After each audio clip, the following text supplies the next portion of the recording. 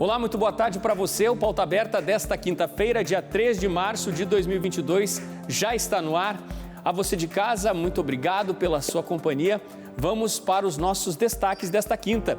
É o 8º dia da invasão russa, da guerra na Ucrânia. A capital Kiev, a cidade estratégica de Mariupol, no sudeste do país, estão desabastecidas e cercadas por tropas russas. Foi uma madrugada de bombardeios que não cessaram. Outra cidade considerada estratégica, Kherson, já está ocupada pela Rússia. O mundo está de olho no encontro que acontece agora entre diplomatas dos dois países que negociam a paz. Esse encontro está acontecendo na Belarus. O Pauta Aberta de hoje traz ainda o depoimento de um brasileiro que morava em Kiev e às pressas conseguiu deixar o país. E você vai ver ainda os impactos desses confrontos na nossa economia. O preço do trigo chegou ao maior valor no mercado internacional desde 2008 e logo o preço do pãozinho vai ficar mais caro por aqui.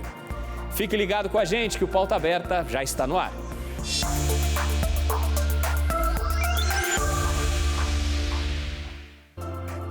O ataque de tropas russas à Ucrânia chegou hoje ao 8º dia e está sendo marcado pelo forte cerco a Kiev, com uma sucessão de bombardeios à capital.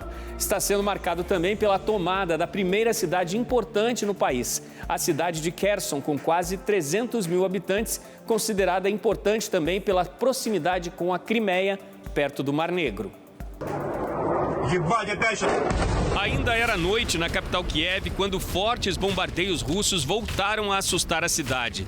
Os clarões sobre a capital de 3 milhões de habitantes pareciam não ter fim para a população que já não suporta mais os 8 dias seguidos de conflito. Ontem, um míssil interceptado pela defesa ucraniana acabou tendo a rota desviada e caiu perto de uma das mais importantes estações de trem, onde muita gente ainda tenta deixar a capital. A queda também atingiu a central de aquecimento da cidade e interrompeu o serviço a milhares de moradores, que acabaram sem calefação. Neste 8º dia da guerra na Ucrânia, a primeira cidade importante foi tomada. É Kherson, onde vivem 290 mil pessoas e que não resistiu às tropas russas. A cidade é portuária, possui estaleiros importantes e é considerada estratégica para este avanço militar da Rússia sobre a Ucrânia. Há 2 dias, tropas já ocupavam pontos estratégicos de Kherson, como a estação de trem. Ontem, militares russos já afirmavam que haviam tomado o comando da cidade, o que foi admitido hoje pelo prefeito. O prefeito Igor Kolikaev também relatou que os russos disseram a ele que será implantada uma administração militar. E, segundo relatos, foi uma batalha intensa, inclusive com a participação de civis que tentaram resistir.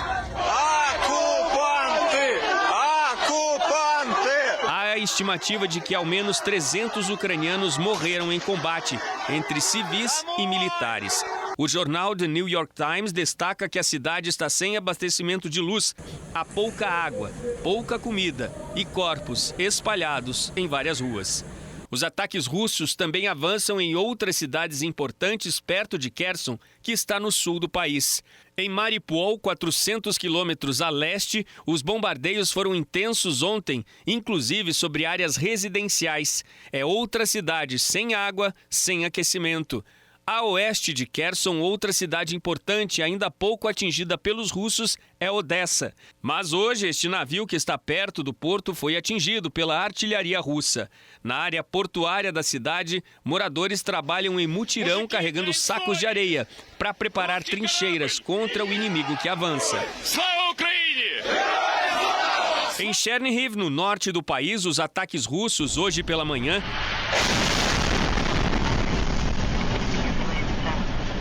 destruíram tanques de combustíveis num depósito de petróleo. 6 deles foram destruídos. Um grande incêndio tomou conta das instalações.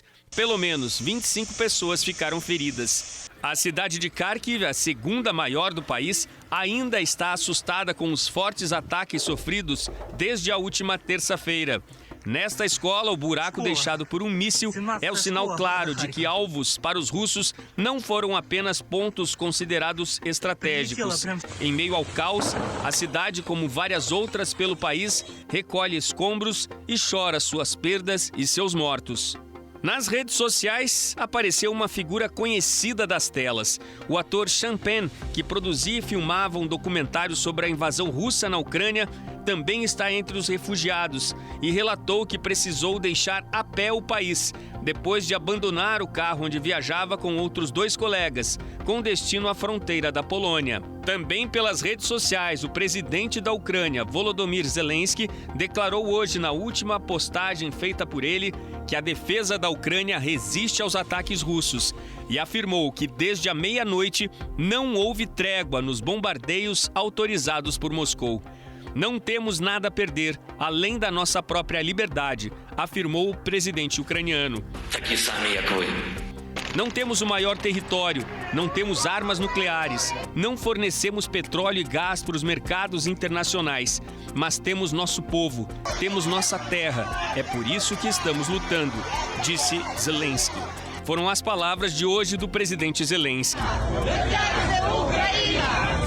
Na Ucrânia, em locais já ocupados, a população responde com bandeiras nas mãos, gritos de protesto contra a invasão e, quando pode, tenta de todas as formas bloquear o avanço militar.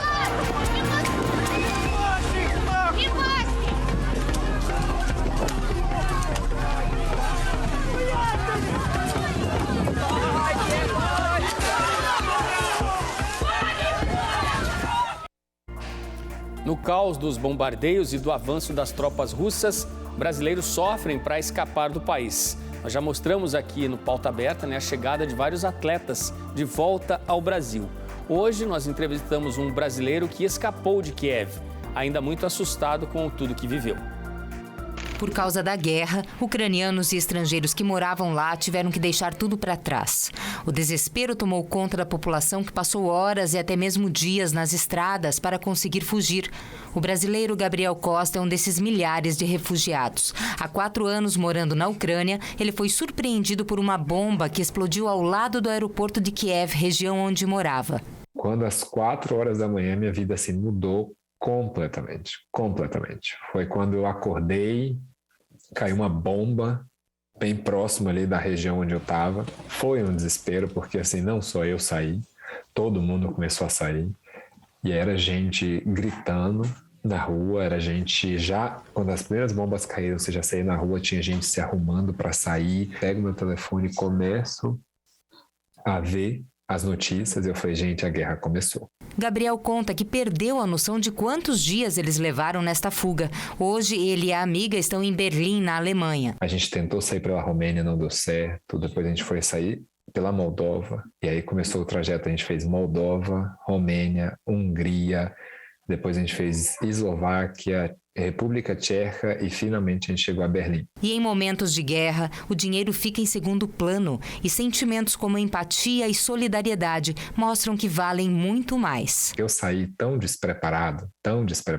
Eu cheguei aqui, eu já tinha roupa comprada, comida, num lugar aqui pra gente colocar a cabeça no lugar. E são pessoas que não só abriram a casa, como estão dando todo um suporte psicológico, conversando, entendeu? O que é importante, porque uma coisa é você ser acolhido, outra coisa é você ser ali ouvido, entendeu? Depois de toda essa situação que você passou. E por maior que seja a dor que uma guerra possa causar, a lição que ela deixa é de que a solidariedade e a gratidão são os sentimentos que nascem em meio a um conflito tão doloroso como este. A lição que eu tiro de tudo isso é que a humanidade é muito melhor daquilo que eu imaginei. Eu vi pessoas doando alimentos, entendeu? Eu vi igrejas, eu vi pessoas também físicas fazendo café ou levando comida ou ajudando com questão financeira. Meus amigos ucranianos estão me dizendo que, cara, passagens de trem de graça, roupa, comida de graça eles estão ganhando. Um amigo me ligou lá da Geórgia dizendo que, cara, a gente tenta pagar a comida no restaurante, eles não querem dinheiro.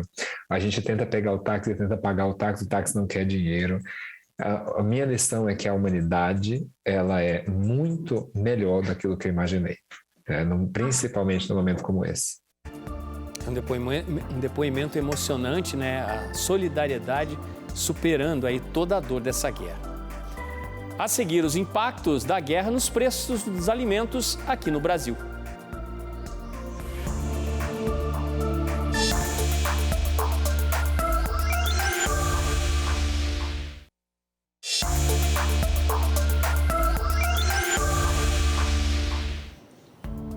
Pauta Aberta está de volta para esse segundo bloco. Já passa de 1 milhão o número de refugiados que, sob bombardeios e ataques de tanques, correm como podem para escapar da Ucrânia. Veja na reportagem.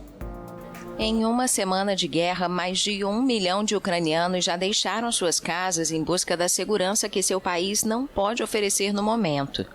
De acordo com o Alto Comissariado das Nações Unidas para os Refugiados, os dados mais recentes disponíveis nesta quinta-feira mostram que 1.038.583 pessoas fugiram da Ucrânia para os países vizinhos desde o início da ofensiva russa.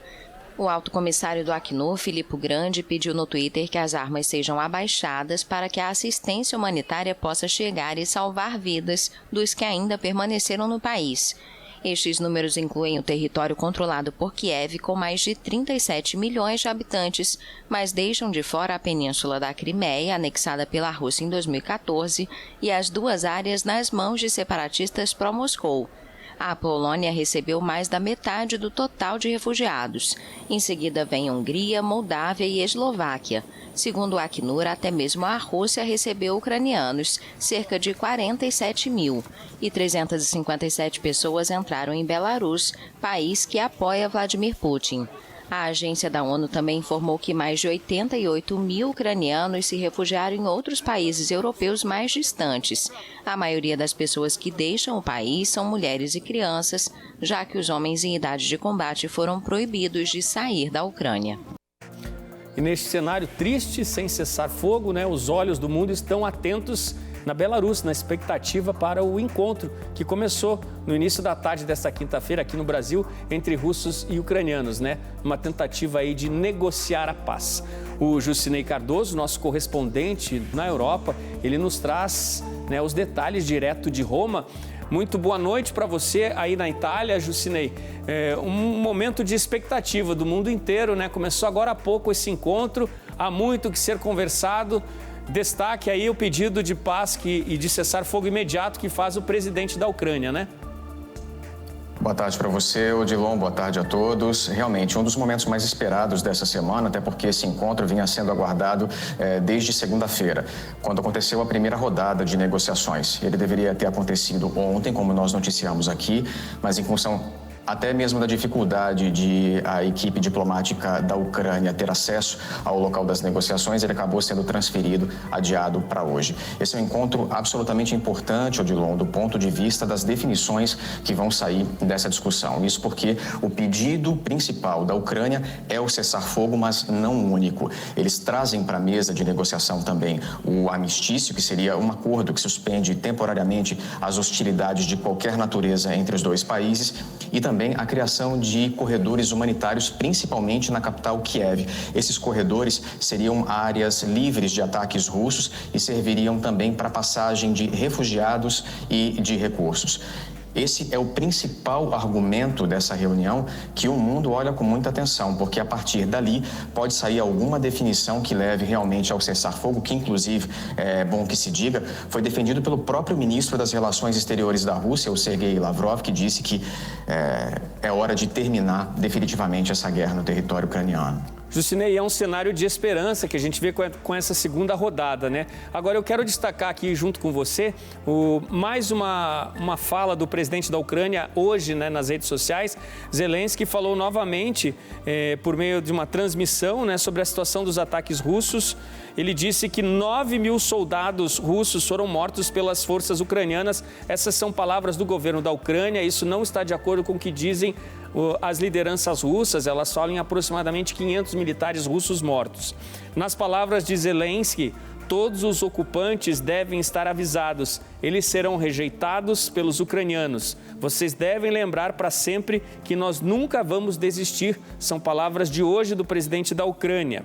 Ele também mandou mensagem direta aos soldados russos. Dizem que eles devem voltar para casa, abandonar a guerra, e disse ainda que o povo ucraniano vai vencer o terror.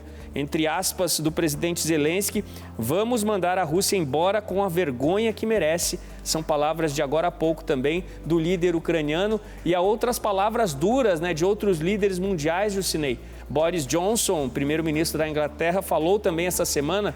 O que você nos traz a respeito dessas declarações? São declarações que mostram que a guerra não está só na zona de confronto, mas também nos discursos, né, Odilon?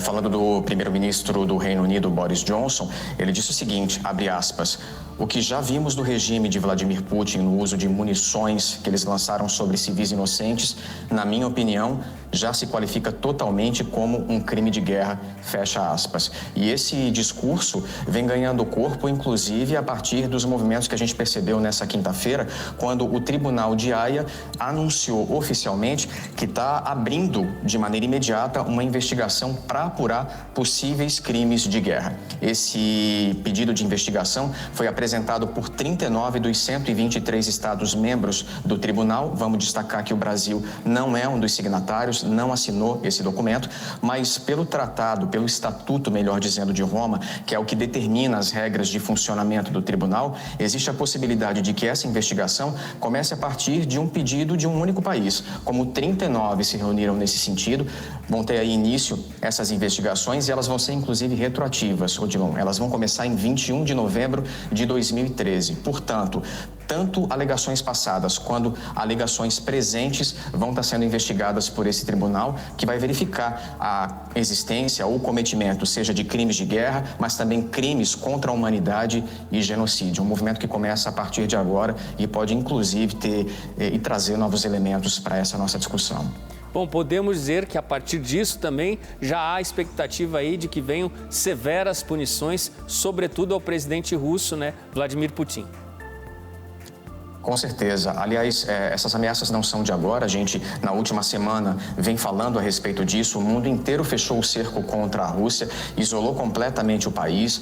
Foram pouquíssimas as nações do mundo que se mantiveram ao lado da Rússia. A gente mencionou isso ontem, quando noticiamos o encerramento das discussões na ONU. Apenas 5 países, entre eles a própria Rússia, votaram por uma não sanção do país em função da invasão ucraniana, ou seja, um símbolo de que a Rússia está realmente isolada politicamente, isolada socialmente, isolada economicamente. A gente viu uma série de medidas já acionadas que culminam com a economia russa e colocam em xeque, inclusive, as relações comerciais com outros países. Jusinei, muito obrigado. Gente, Jusinei Cardoso nos trazendo ao vivo aí a atualização sobre essa guerra que acontece na Europa. Muito obrigado. Amanhã traremos mais atualizações. Muito obrigado. Boa noite para você aí na Itália. Até amanhã. Até lá. Bem, as consequências econômicas de tudo isso que está acontecendo na Ucrânia já começam a aparecer no mercado internacional. O trigo chegou ontem à maior cotação dos últimos anos, fechou acima dos $10, pela primeira vez desde 2008. A Rússia está na 6ª posição entre os países que exportam trigo para o Brasil, são 28 mil toneladas ano. Mas a Rússia é a principal exportadora mundial do produto e a Ucrânia está em 4º lugar. Portanto, em algum momento, o preço do pãozinho, do macarrão, esses preços vão sentir o peso da guerra e vão subir aqui no país. Fabiana Vantucci. A guerra na Ucrânia tem afetado os preços de uma série de produtos no mercado internacional. O valor do trigo, por exemplo, disparou, subiu 8,91%, o maior percentual em 13 anos. E para nos ajudar a entender qual será o impacto dessa alta aqui no Brasil, eu converso agora com o Wilson Felipe Borgman, que é o presidente do Sindicato da Indústria de Panificação e Confeitaria do Estado do Paraná. Wilson, explica para a gente, para o telespectador entender, de onde vem o trigo que nós utilizamos aqui no Brasil e de que forma essa alta no mercado internacional pode afetar. O trigo, basicamente, ele vem da Argentina, do Canadá e dos Estados Unidos. O consumo brasileiro é nessas regiões. Mas ele acaba afetando esse problema da guerra, porque lá não vai ter trigo e a Europa vai vir buscar trigo onde a gente compra hoje. Então, consequentemente, vai acabar o preço aumentando em função de alta demanda com pouca colheita. E o preço da tonelada do trigo na Argentina, que é de onde a gente consome a maior parte, já teve uma alteração. Já. A Argentina já está um pouco tumultuado os preços, porque nós tínhamos de $300 a tonelada para futuro e hoje nós já estamos com $375 para futuro. Então, só isso aí já dá mais de 20% em termos de alta. E não temos ainda essa movimentação do trigo da Europa e das Américas. Agora temos que aguardar para ver como vai ficar. Então esse percentual de aumento ele ainda não chegou, portanto o preço do pãozinho aqui para o consumidor final ainda se mantém. Mas uma série de fatores também afeta esse valor, eu queria que você explicasse para a gente. Nós vemos represando uma série de altas. Por exemplo, as gorduras de soja, todas elas aumentaram os preços. O ovo, que a gente consome muito, também subiu muito em função do milho. A energia elétrica, com essa bandeira vermelha, encareceu muito o nosso setor. E agora com o trigo, que está vindo já para essa semana, a primeira semana de março, já está vindo um aumento de 7% para nós. Quer dizer, vai mexer nas nossas tabelas, vai mexer nas nossas planilhas de custo, com certeza. E Wilson, a gente tem uma previsão de quando esse reajuste chega para o consumidor ou que percentual seria, mais ou menos? O percentual a gente não sabe, porque cada padaria tem a sua planilha de custo. Então a gente procura fazer todos os aumentos com muita segurança, porque se você aumenta demais e o teu concorrente não aumenta, ele vai vender mais. Então nós conscientizamos nossos panificadores a ter o aumento real que realmente necessite. Agora, com certeza, a partir da semana que vem, que nós começamos a entrar na semana aí do dia 8, dia 9, dia 10 de março, nós já teremos altas. Ok, Wilson, muito obrigada pelas informações. Então, a gente ainda não tem a previsão do reajuste no pãozinho aí para o consumidor final, mas o fato é que o preço vai aumentar sim, só não sabemos exatamente ainda quanto. De Curitiba, Fabiana Vantucci, para a TV Evangelizar. É uma notícia que traz preocupação, para o consumidor brasileiro. O Brasil consome por ano 12 milhões de toneladas de trigo e não produz nem a metade disso. O principal exportador, como falou Wilson Borgmann, é a Argentina, que afirma que tem reservas. Mas fica aqui a nossa pergunta, A que preço, Com todas essas mudanças no cenário econômico mundial. E agora vamos até Maringá, no noroeste do Paraná, porque os produtores que usam muito milho como ração para animais já se preparam porque o preço está disparando. A Luciana Macedo tem as informações. Olá, Odilon, boa tarde para você, boa tarde a todos. Olha, o impacto do conflito entre Rússia e Ucrânia provoca estragos também na cadeia da pecuária. Isso porque a Ucrânia é uma grande produtora de milho, que é uma das principais fontes de ração para bovinos, suínos e aves. E os criadores têm boa parte dos custos calculados aí com base no preço dos grãos e também do farelo. Isso significa, então, que com o conflito entre os dois países, os criadores terão pela frente um cenário mais complicado. Apesar dessa alta moderada já esperada para o preço do milho, analistas afirmam que o nível atual das cotações do grão já é muito elevado e pressiona os custos de criação. E olha, essa alta adicional no preço do milho por conta do conflito entre Rússia e Ucrânia piora um quadro que já era crítico para os pecuaristas, porque houve uma quebra na segunda safra do milho de 2021 e a primeira safra do grão de 2022 já ficou bastante prejudicada por conta do clima seco na região sul do país. Odilon? E para ampliar essa explicação sobre os impactos da guerra na economia, na produção agrícola brasileira também, o presidente da Associação dos Produtores de Soja e Milho do estado de Mato Grosso, Fernando Cadori, comenta sobre a alta nos fertilizantes e no preço do petróleo, tudo com impacto direto no bolso do consumidor. Primeiramente, o principal impacto agora é especulativo e diz respeito aos preços, Preço dos fertilizantes, que obviamente encarece a formação da safra 22-23, que já vinha no ascendente, Preços nunca vistos antes na história, com alta de 200%, 300%, e agora com o agravamento da crise, o movimento especulativo, a incerteza sobre a disponibilidade faz com que isso aumente mais ainda, fazendo com que o custo de produção, em muitos casos, fique até inviabilizado, porque o solo onde se produz alimentos no Brasil são solos dependentes da adubação química. Então, esse impacto é no custo do produtor rural e, obviamente, na prateleira do supermercado, pode gerar uma inflação ainda maior nos alimentos, uma vez que, direta ou indiretamente, esses grãos vão ou para a proteína animal ou para o consumo direto. Então, nós podemos ter um agravamento ainda da inflação dos alimentos no nosso país, muito grave no cenário atual que a gente vive. Mas o principal de tudo isso é que nós temos abundância de recursos naturais, fósforo, potássio em nossas reservas, e a burocracia não nos permite explorar, não permite que seja explorado para que o nosso país seja autossuficiente e não dependa de outros países numa situação dessa. Então acreditamos que agora é a hora de unir forças, governos, parlamentares, para destravar isso, para que a gente possa de fato explorar, para que a população não pague a conta, para que o produtor rural não pague a conta. São muitas dificuldades à vista aí, né, para toda a economia mundial. E com essas notícias, a gente se despede. A você, muito obrigado pela companhia, um ótimo fim de tarde. A gente volta a se encontrar aqui no Pauta Aberta, amanhã à tarde, na TV Evangelizar. Tchau, tchau e até lá.